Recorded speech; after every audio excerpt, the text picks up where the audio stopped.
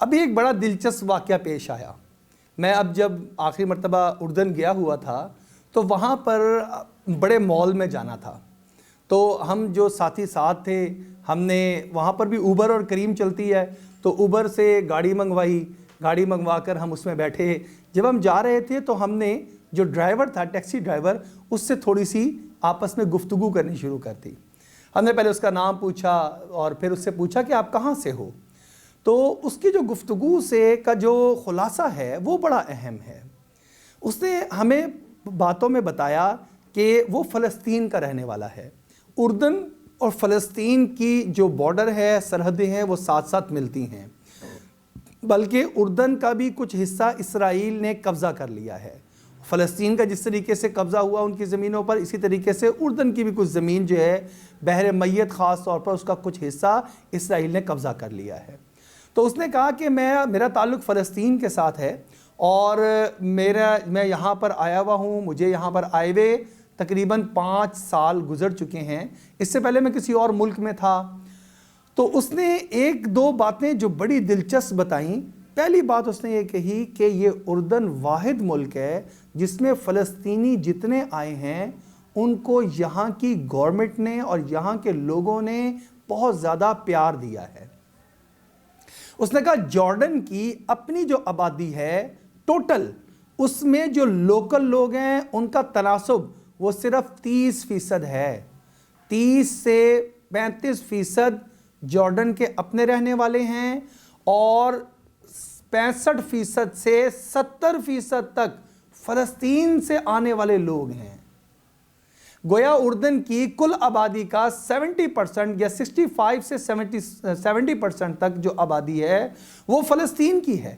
فلسطین کی فیملیاں پوری کی پوری وہاں پر آ گئی، مہاجر ہو کر، مائگریٹ کر کے، اور اس میں پوری فیملیاں ہیں، تو ظاہر بات ہے اس میں بوڑھے بھی ہیں، اس میں جوان بھی ہیں، اس میں لڑکے بھی ہیں، اس میں خواتین بھی ہیں، اس میں ساری کی ساری فیملیاں ہیں۔ تو ایک تو اس نے یہ بڑی دلچسپ بات بتائی کہ ہم یہاں کی آبادی کا 65 سے 70% ہیں، اور دوسری بات اس نے بڑی اہم یہ بتائی کہ یہ واحد ملک ہے جہاں پر ہمیں کیمپوں میں محدود نہیں رکھا گیا، ورنہ ہم بہت سارے ملکوں میں گئے، وہاں پر انہوں نے مہاجر کیمپ بنا دیے ہیں کہ آپ یہاں پر رہیں گے، اس سے باہر نہیں جا سکتے، آپ اپنا کوئی کاروبار نہیں کر سکتے، آپ یہاں پر زمین نہیں خرید سکتے، آپ یہاں پر کسی خاص اچھی جگہ پر ملازمت نہیں کر سکتے،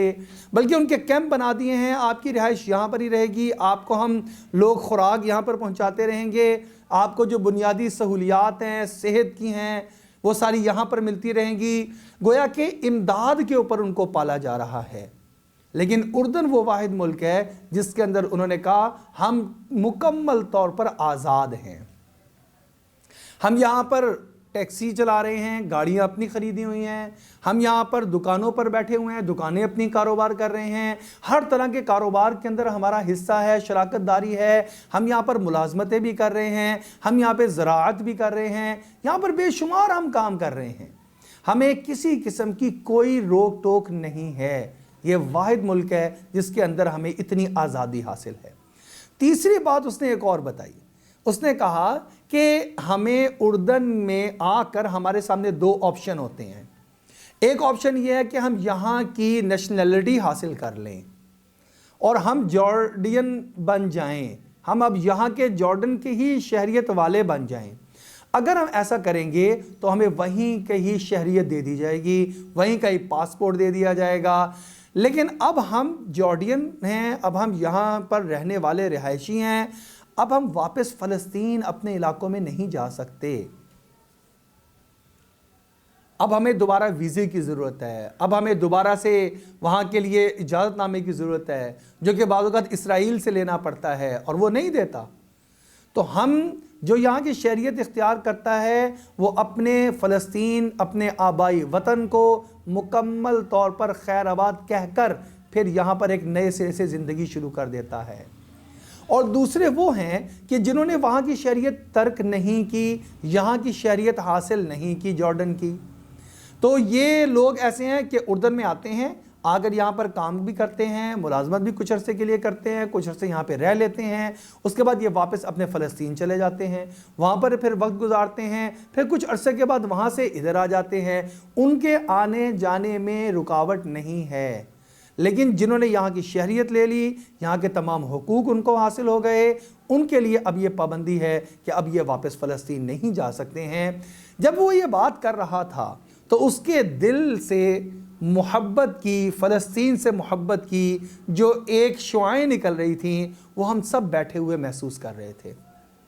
کہ یہ لوگ بیچارے قسمہ پرسی میں ہیں، مہاجر ہیں، یہاں آ کر کام کاج بھی کر رہے ہیں، لیکن ان ظاہری آسائش اور سہولیات مل جانے کے باوجود، یہاں کی شہریت مل جانے کے باوجود، یہاں کے تمام تر حقوق مل جانے کے باوجود، جو ملک کی محبت ہے، فلسطین کی محبت ہے، آبائی علاقے کی محبت ہے، وہ ان کے دلوں میں آج بھی موجود ہے۔ اگر آج بھی ان کو یہ موقع ملے کہ وہ قبضہ وہاں سے چھوٹے اور ان کو آنے جانے کی سہولت ہو، تو یہ اپنے ملک میں واپس جانا پسند کریں گے، وہاں پر رہنا پسند کریں گے، بیت المقدس کے پاس رہنا اور اپنے آبائی علاقوں کو جا کر آباد کرنا یہ پسند کریں گے۔ یہ گفتگو جب ہوئی تو ہم آپس میں جو لوگ تھے، علماء موجود تھے، ہم جب اترے تو ہم دیر تک یہ اللہ کا شکر ادا کرتے رہے۔ اللہ تعالیٰ کا کتنا شکر ہے، اللہ نے ہمیں ایک آزاد ریاست، آزاد ملک عطا فرمایا ہے، جس کے اندر ہم اپنی مرضی سے یہاں جی سکتے ہیں، اپنی آبائی جگہوں میں سکون سے سانس لے سکتے ہیں۔ اگر ہم اپنی تھوڑی سی تربیت کر لیں، جیسے اردن میں ہم نے دیکھا نظام بہت مضبوط تھے ہر چیز کے، اگر ہم وہ تھوڑی سی اصول و ضوابط اپنے ہاں لاگو کر لیں، جو قوانین بنے ہوئے ہیں صرف ان قوانین پر عمل درآمد کرانا شروع کر دیں، تو ہمارا ملک پاکستان جنت نظیر بن سکتا ہے۔ اور وہاں سے ہم ایک عہد بھی لے کر آئے کہ ہم اپنی ذات سے آغاز کریں گے، اصول و ضوابط کی پابندی اگر میں شروع کر دوں اور میں اپنے ساتھ شمع جلانا شروع کر دوں، تو یہاں پر رہنے والا ہر پاکستانی انشاءاللہ ملک پاکستان کے قوانین کا احترام کرنے والا بن جائے گا، اور ہم اپنے ہی ملک میں سکون اور اطمینان کے ساتھ رہ سکیں گے۔ اور ان کے لیے بھی دعا کی، اللہ فلسطین کو جلد از جلد آزاد فرما کر ان کو اپنے واپس ملک میں منتقل ہونے کی توفیق عطا فرما دے۔